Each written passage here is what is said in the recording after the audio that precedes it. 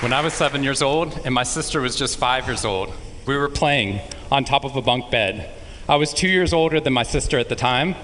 I mean, I'm 2 years older than her now, but at the time that meant she had to do everything that I wanted to do, and I wanted to play war. So we were up on top of our bunk beds, and on one side of the bunk bed I had put out all my G.I. Joe soldiers and weaponry, and on the other side were all my sister's Milos and ponies and ready for a cavalry charge.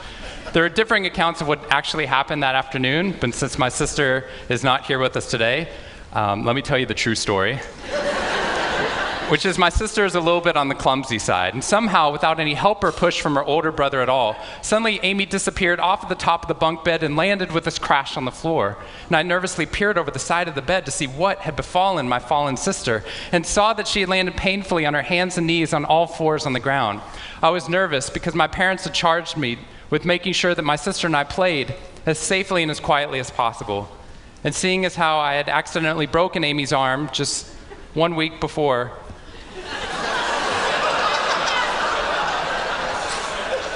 heroically pushing her out of the way of an oncoming imaginary sniper bullet, for which I have yet to be thanked. I was trying as hard as I could. She didn't even see it coming. I was trying as hard as I could to be on my best behavior, and I saw my sister's face this wail of pain and suffering and surprise, threatening to erupt from her mouth and threatening to wake my parents from the long winter's nap for which they had settled. So I did the only thing my little frantic 7-year-old brain could think to do to avert this tragedy. If you have children, you've seen this hundreds of times before. I said, Amy, wait, don't cry, don't cry. Did you see how you landed? No human lands on all fours like that. Amy, I think this means you're a unicorn. Now that was cheating, because there's nothing in the world my sister would want more than not to be Amy the hurt 5-year-old little sister, but Amy the special unicorn. Of course, this was an option that was open to her brain at no point in the past, and you could see on my poor, manipulated sister's face conflict, as her little brain attempted to devote resources to feeling the pain and suffering surprise she just experienced, or contemplating her newfound identity as a unicorn. And the latter won out. Instead of crying, instead of ceasing our play, instead of waking my parents with all the negative consequences that would have ensued for me, instead, a smile spread across her face, and she scrambled right back up onto the bunk bed with all the grace of a baby unicorn. With one broken leg. What we stumbled across at this tender age of just 5 and 7, we had no idea at the time, was something that was going to be at the vanguard of a scientific revolution occurring 2 decades later in the way that we look at the human brain. What we had stumbled across is something called positive psychology, which is the reason that I'm here today and the reason that I wake up every morning. When I first started talking about this research outside of academia, out with companies and schools, the very first thing they said to never do is to start your talk with a graph. The very first thing I wanted to do is start my talk with a graph. This graph looks boring, but this graph is the reason that I get excited and wake up every morning. And this graph doesn't even mean anything. It's fake data. What we found is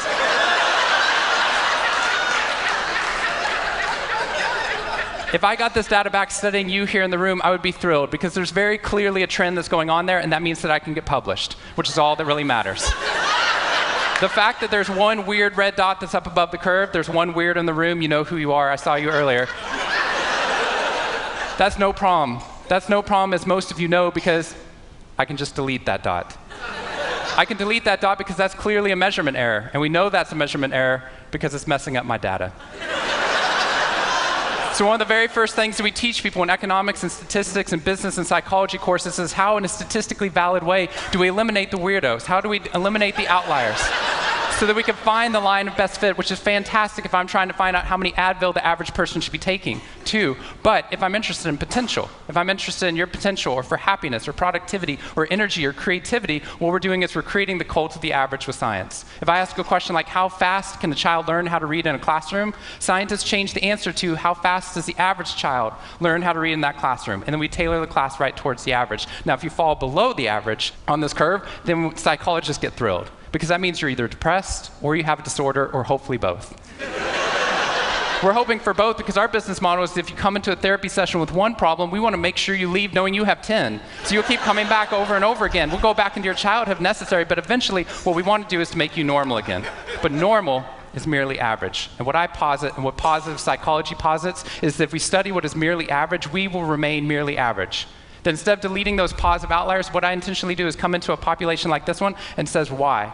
Why is it that some of you are so high above the curve in terms of your intellectual ability, athletic ability, musical ability, creativity, energy levels, your resiliency in the face of challenge, your sense of humor? Whatever it is, instead of deleting you, what I want to do is study you. Because maybe we can glean information, not just how to move people up to the average, but how we can move the entire average up at our companies and schools worldwide. The reason this graph is important to me is when I turn on the news, it seems like the majority of the information is not positive. In fact, it's negative. Most of it's about murder, corruption, diseases, natural disasters, and very quickly, my brain starts to think that's the accurate ratio of negative to positive in the world.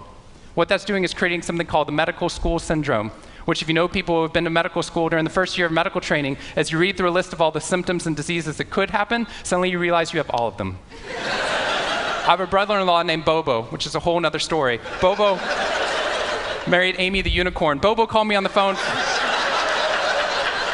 from Yale Medical School. And Bobo said, Shawn, I have leprosy. Which even at Yale is extraordinarily rare. But I had no idea how to console poor Bobo because he had just gotten over an entire week of menopause. See, what we're finding is not necessarily the reality that shapes us, but the lens through which your brain views the world that shapes your reality. And if we can change the lens, not only can we change your happiness, we can change every single educational and business outcome at the same time. When I applied to Harvard, I applied on a dare. I didn't expect to get in, and my family had no money for college. When I got a military scholarship 2 weeks later that allowed me to go, suddenly something that wasn't even a possibility became a reality.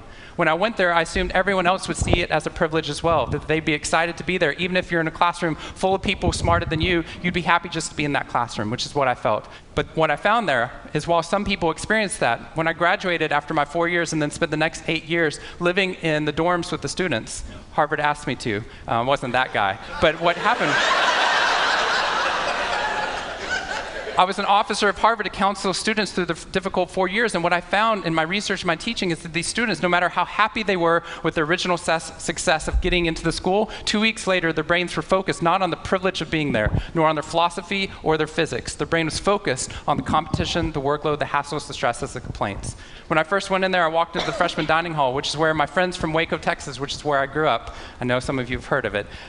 When they come to visit me, they look around, they say, this freshman dining hall looks like something out of Hogwarts from the movie Harry Potter, which it does. This is Hogwarts from the movie Harry Potter, and that's Harvard. And when they see this, they say, Shawn, why do you waste your time studying happiness at Harvard? Seriously, what does a Harvard student possibly have to be unhappy about? Embedded within that question is the key to understanding the science of happiness. Because what that question assumes is that our external world is predictive of our happiness levels. When in reality, if I know everything about your external world, I can only predict 10% of your long-term happiness. 90% of your long-term happiness is predicted not by the external world, but by the way your brain processes the world. And if we change it, if we change our formula for happiness and success, what we can do is change the way that we can then affect reality. What we found is that only 25% of job successes are predicted by IQ. 75% of job successes are predicted by your optimism levels, your social support, and your ability to see stress as a challenge instead of as a threat. I talked to a boarding school up in New England, probably the most prestigious boarding school, and they said, we already know that. So every year, instead of just teaching our students, we also have a wellness week, and we're so excited. Monday night, we have the world's leading expert coming in to speak about adolescent depression. Tuesday night is school violence and bullying. Wednesday night's eating disorders. Thursday night is illicit drug use. And Friday night, we're trying to decide between risky sex or happiness. I said, that's most people's Friday nights.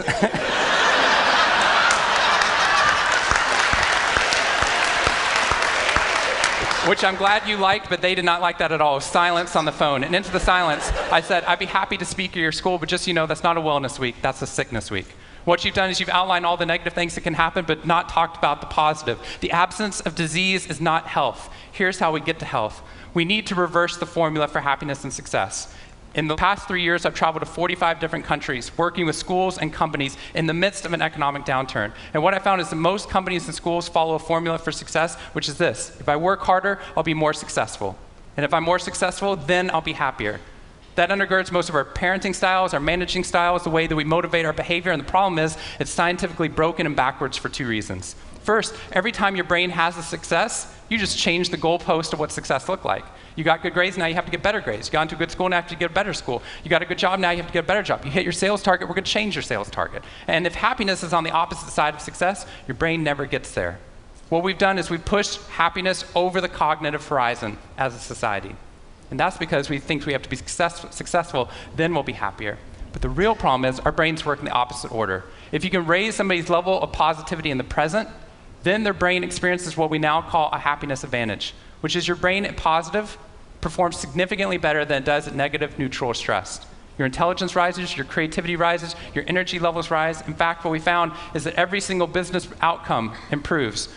Your brain at positive is 31% more productive than your brain at negative, neutral, or stressed. You're 37% better at sales. Doctors are 19% faster, more accurate at coming up with the correct diagnosis when positive instead of negative, neutral, or stressed, which means we can reverse the formula. If we can find a way of becoming positive in the present, then our brains work even more successfully as we're able to work harder, faster, and more intelligently. What we need to be able to do is to reverse this formula so we can start to see what our brains are actually capable of. Because dopamine, which floods into your system when you're positive, has two functions. Not only does it make you happier, it turns on all the learning centers in your brain, allowing you to adapt to the world in a different way. We found that there are ways that you can train your brain to be able to become more positive. In just a 2-minute span of time, done for 21 days in a row, we can actually rewire your brain, allowing your brain to actually work more optimistically and more successfully. We've done these things in research now in every single company that I've worked with, getting them to write down 3 new things that they're grateful for 21 days in a row, 3 new things each day. And at the end of that, their brain starts to retain a pattern of scanning the world not for the negative, but for the positive first. Journaling about one positive experience you've had over the past 24 hours allows your brain to relive it. Exercise teaches your brain that your behavior matters. We find that meditation allows your brain to get over the cultural ADHD that we've been creating by trying to do multiple tasks at once, and allows our brains to focus on the task at hand. And finally, random acts of kindness or conscious acts of kindness. We get people, when they open up their inbox, to write one positive email praising or thanking somebody in their social support network. And by doing these activities and by training your brain, just like we train our bodies, what we found is we can reverse the formula for happiness and success, and in doing so, not only create ripples of positivity, but create a real revolution. Thank you very much.